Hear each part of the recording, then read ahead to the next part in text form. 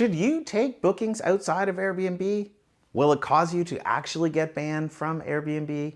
And is it actually worth all the risk? And I want to know, are there really thousands of guests out there dying to book your place, just not over Airbnb? Welcome to another episode of Airbnb Uncovered. I'm Matt, the creator of Airbnb Uncovered and an Airbnb trainer and coach. On this channel, I uncover all of the insider host strategies that can help you to earn more, have a fully booked calendar, and grow your Airbnb business to mind-blowing levels.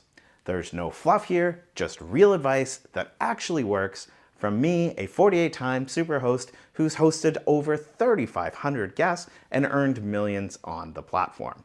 I've coached and helped over 600 hosts to earn more from their businesses, so be sure to hit the subscribe button so that you can too. And be sure to also join our conversation inside my Facebook group at facebook.com/groups/Airbnb Uncovered. So there's a great debate out there about accepting guest reservations directly via your own website, email, or over the phone instead of securing bookings on Airbnb or Vrbo. And I think it's high time for me to weigh into this topic, but I'm afraid my answer is going to be, it depends. So let me start off by first walking you through some major issues that you should consider before you get into the direct bookings game. After I run through those, we'll talk about advertising and social media, and I'll talk about the pros and cons of each. And towards the end, I'll share with you a truly profitable strategy for accepting reservations outside of Airbnb if it's right for your business. And as you'll soon see, there's a lot to consider here. To help you make your decision, I've developed a score sheet to help you decide if this is the right move for you and your business. You can download it from my website at airbnbuncovered.com/direct bookings with an S, or you can find it in our Facebook group at facebook.com/groups/Airbnb Uncovered. You see, hosting guests directly without the help of Airbnb comes with risks. Risks that your guests could hurt themselves while they're on your property and sue you. Risks that they could be negligent and damage something really expensive, like your floor from a clogged toilet or your walls from a leaking air conditioner. When your guest books via Airbnb, Airbnb would likely cover the costs related to the lawsuits and these types of incidents. When you go at it on your own, you don't get their coverage, and so you need to have your own coverage for these unexpected events. The next issue that comes to mind is payment. See, Airbnb collects the money from the guests at the time of booking, they hold on to it until 24 hours after check-in, and then they pay it out to you.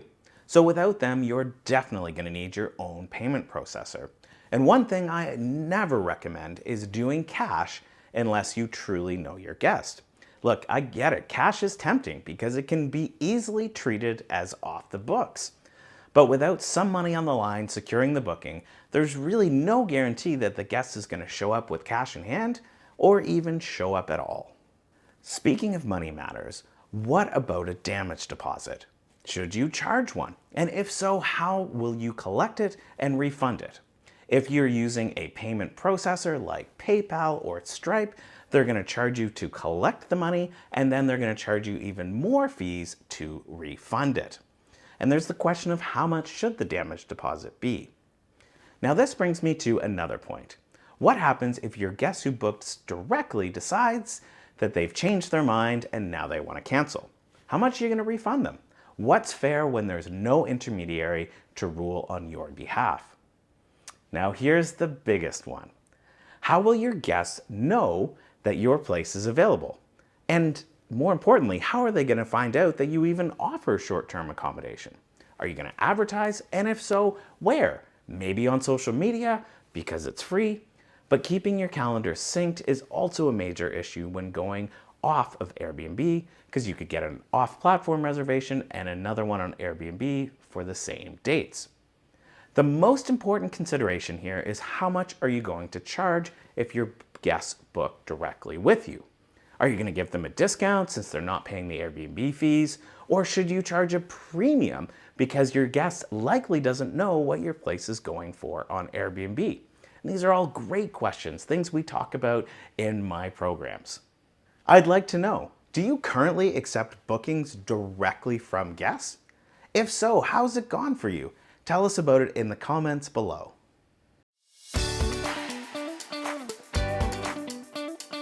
All right, so now you know that you need to sort insurance, payments, damage deposit, cancellation policy, pricing, and advertising before you can safely and responsibly host a guest without having to go through Airbnb. Now, this is a lot. Please don't underestimate the work here. And I know that the lure of not being reliant on Airbnb for bookings is huge. And I've never met a host who doesn't want more control over their business along with more consistent revenue. It's the end game here. But the big question now is whether or not to accept bookings directly from guests and if that's your best path forward to achieving this freedom. And there are many factors here, and to help you figure this out, I've created a score sheet that you can download and run for your Airbnb business.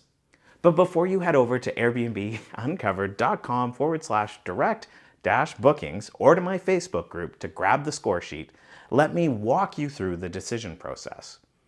Now, as I get going here, you might start to think that there's really no point to accepting guests directly because of all the work.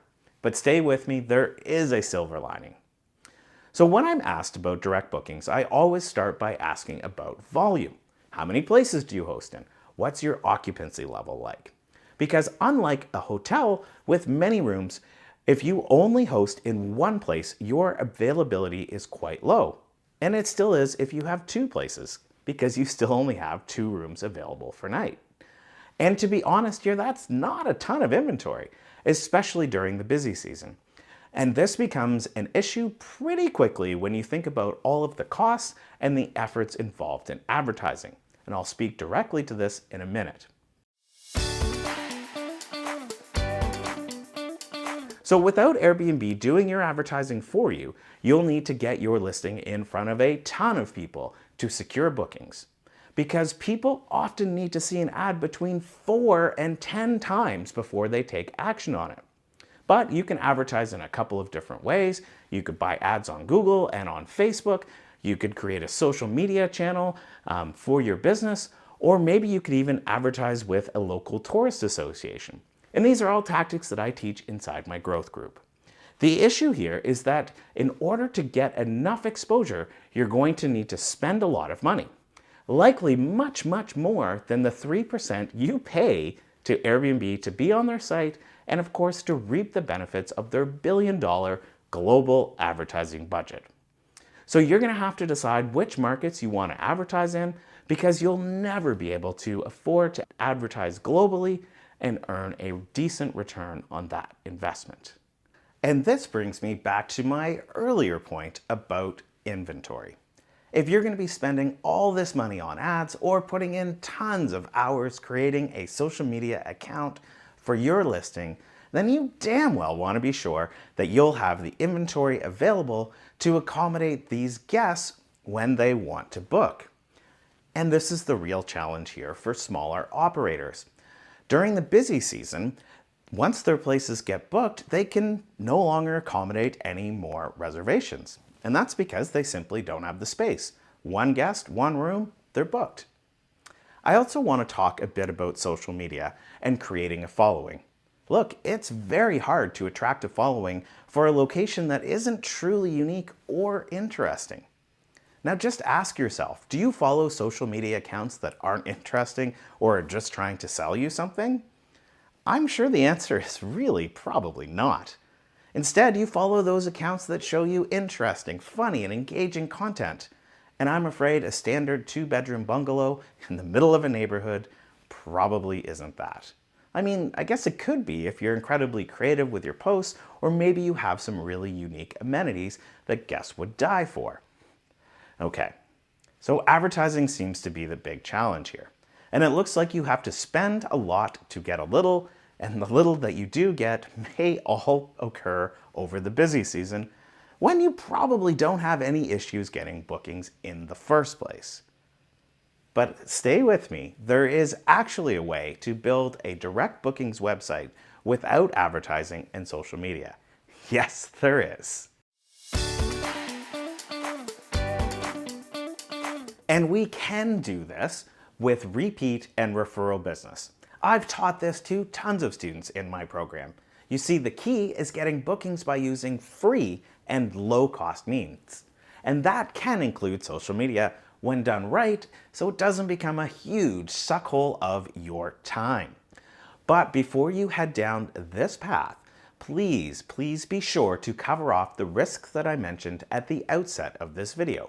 Make sure you have insurance, a payment processor that isn't totally reliant on cash, a stated cancellation policy, a damage deposit in place, and of course a system to sync your calendars and communication with your guests. And please formalize your booking process. Even if you're just renting to friends and family, I never host a guest off platform without a booking contract in place that spells out the key details and collects vital guest information. My students and I have been using my template for years without issue. Because the absolute last thing that you want is a canceled Thanksgiving dinner over a squabble that occurred at your rental property. There's just one more question that I said that I'd answer that I haven't yet. And that is, can you accept bookings off Airbnb and not risk getting kicked off the site? Yes, you can, unless you're a Plus host. You do not have an exclusive agreement with Airbnb to only host on their site. You can post your listing pretty much anywhere. Just don't steal your guests away from Airbnb when they request to book there. Well, maybe just don't do it too often, because asking your potential guests to go outside of Airbnb is a huge no-no, and it could result in your listing being banned or removed from Airbnb. All right, so there you have it. Accepting reservations from repeat guests and their referrals can be truly great business. And it's also a wonderful way to diversify your revenue if you can handle it and have the necessary protections in place. If you're a larger operator with a decent amount of inventory, then going with a bigger strategy that might include advertising and social media may be the best thing for you to do.